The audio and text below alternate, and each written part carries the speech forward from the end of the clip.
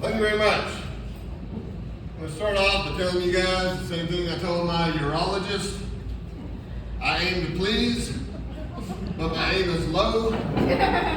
So if you don't laugh at all my jokes, that's fine. Just remember, also I have 3 words to leave with you, the 3 magic words I told my wife right after we got married: lower your standards.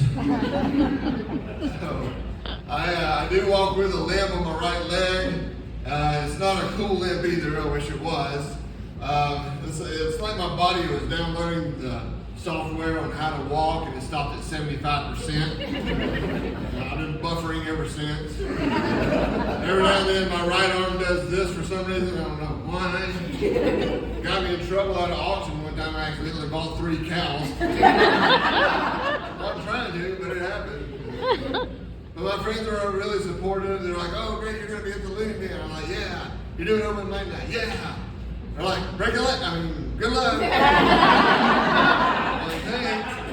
One of my friends is brutally honest. He says, "Win one for the giver." I'm like, "What do you mean?"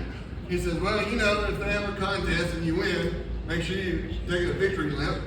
I'll try to figure that out. But some people would say, "Well, how would you describe the way you walk?" Ironically enough, rotated and balanced. That's how I would describe myself. Incidentally, that's the name of my latest book. That's on Amazon. Go check it out if you want to. It's called Rotated and Balanced. But I do get a lot of attention when I'm out in public. I was at a department store the other day. I don't want to say where, Shields, but I was in this department store, and one of their employees asked me if I wanted to use one of their motorized carts, and I was like, "No thanks, I've tried to make adjustments since the war." And he said, "Oh, were you in the military?" I was like, "No, I was talking about my divorce." I don't know what he was talking about.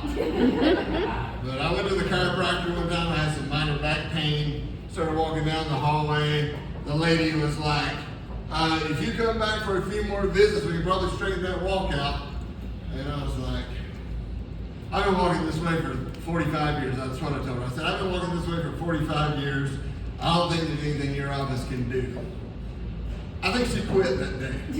I went back. She was gone. I think she quit like at that very moment when I told her that. But I had a little bit of childhood trauma growing up. Anybody have an imaginary friend growing up? 1, 2, 3. Okay, we're all alone. All right. We're all in this together. But anyway, I had an imaginary friend. His name was Frisky. And now people wonder why I have problems with intimacy for some reason. But Frisky and I, we played all the great, we played all the great games together that you would play with an imaginary friend. Hide and go seek. My favorite game was the quiet game. He was really good at that one. Then the school counselor found out, and she was a little concerned, called my parents, said, "I think Chad formed an imaginary friend to compensate for the lack of love that he feels at home." And I love my parents, they're great, but my dad found out about that, and he said, "If that kid is telling people that he ain't getting any love at home, I'm going to smack him upside the head when he gets home." One last thing, I had a really bad thing happen to my imaginary friend. I was like 18 when it happened, but it happens. But my imaginary friend actually got kidnapped, and I formed a search party. We couldn't find him. Nobody knew where he was. My aunt finally dropped some crucial information, and she said, "Chad, your imaginary friend can be anywhere you want him to be."